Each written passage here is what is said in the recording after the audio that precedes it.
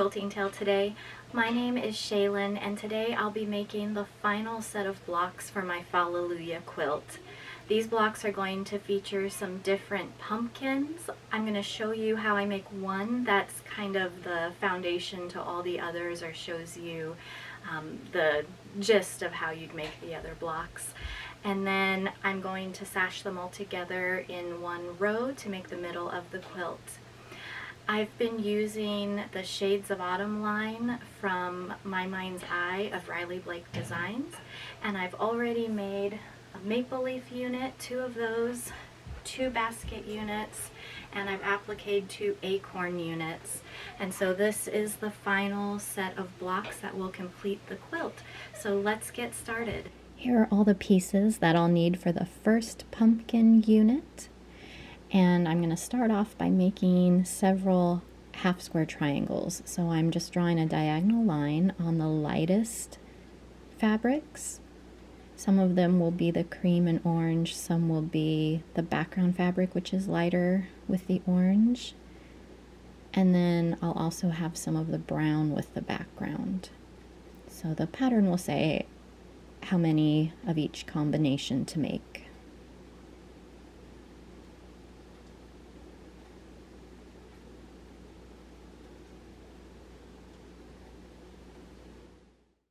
Next, I'll chain piece the half square triangle pieces together, sewing a 1/4 inch away from the drawn line, and then do the same on the other side.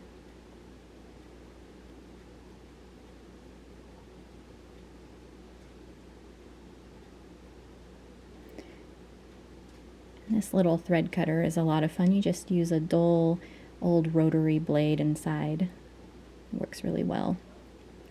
So now you just cut apart on the drawn line. You'll have a 1/4 inch seam on each side of your half square triangle unit.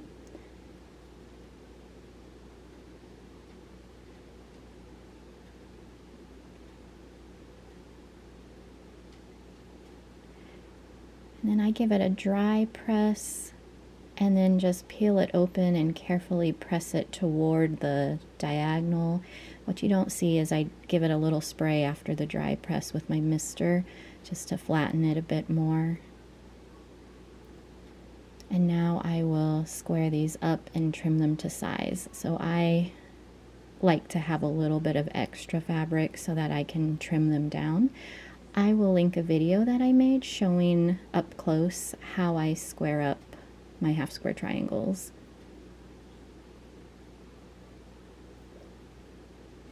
So as you can see, there's a little bit of scrap left after making all of those, but not too much.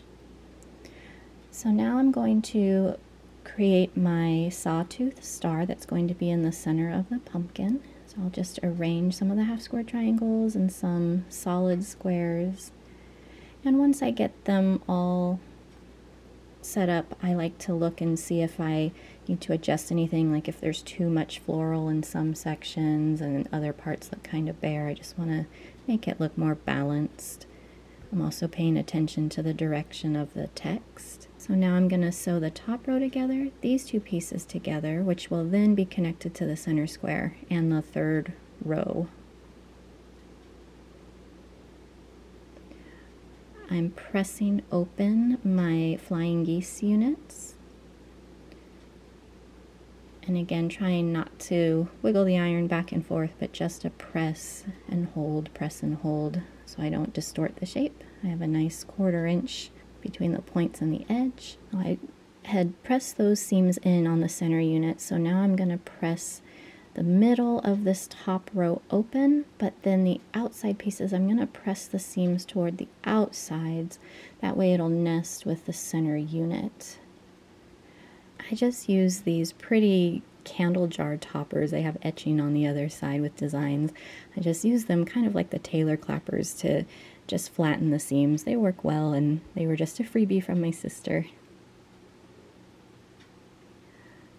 I noticed that grateful ran into another grateful, and so it makes a weird word. So I'm going to swap this center square out.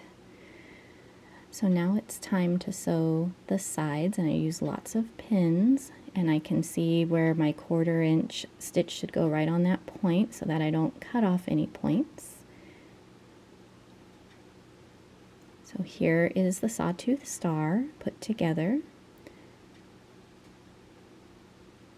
And now I'm going to work on the side units, attaching some half square triangles to the longer strips.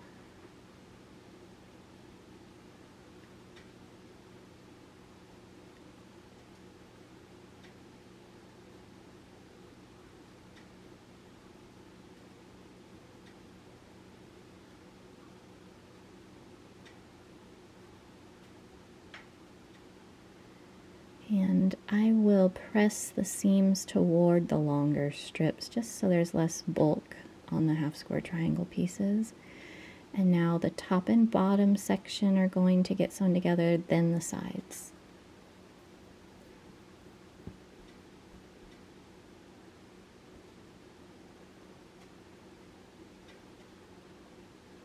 I'm going to press toward those big rectangular pieces just with a finger press. And again, I like to use lots of pins to keep my fabric from slipping.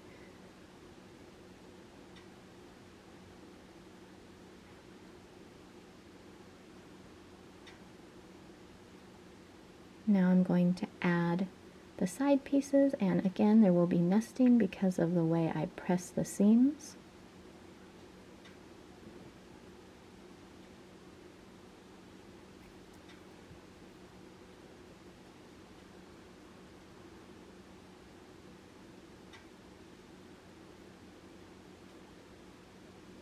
And just press toward the side pieces.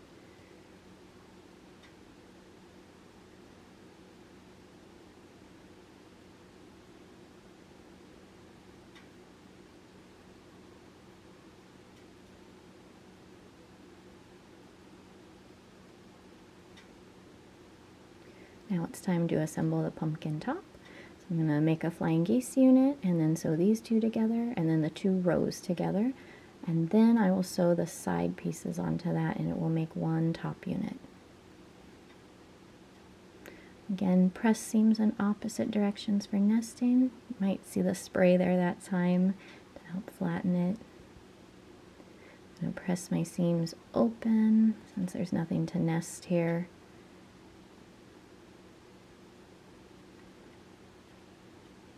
And now I'll attach those side pieces. Okay, now I'm going to attach the top to the main pumpkin unit. Now it's time to make some leaves. I'm going to start by making the stems, and I will chain piece because there's going to be 3 of them.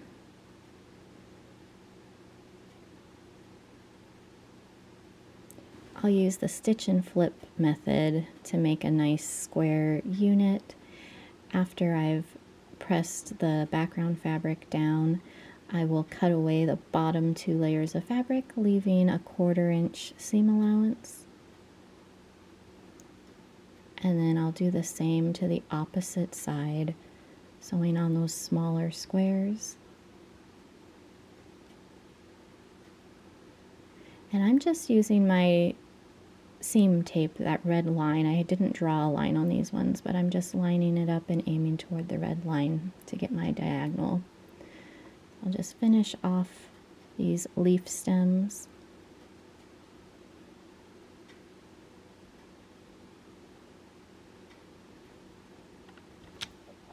And those scrap pieces make future bunny tails or leaders for my sewing machine.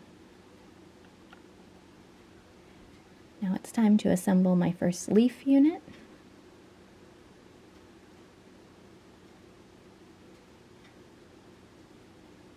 Here's what it looks like from this side. I'm going to sew and press the seam allowances in opposite directions, again, because we want them to nest. Here's what it looks like on the back. I can see a lot of the intersections where I'll want my stitching to hit, so I don't cut off any points, and you can see it looks really nice with a 1/4 inch on the side still left to sew. I've made 3 of them now. They're going to go in opposite directions, and I'm going to put these little spacers in between.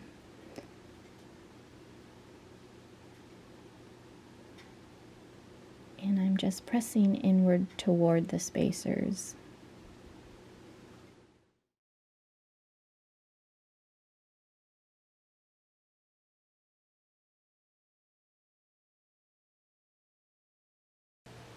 Alright, here is my finished pumpkin block with the 3 leaves.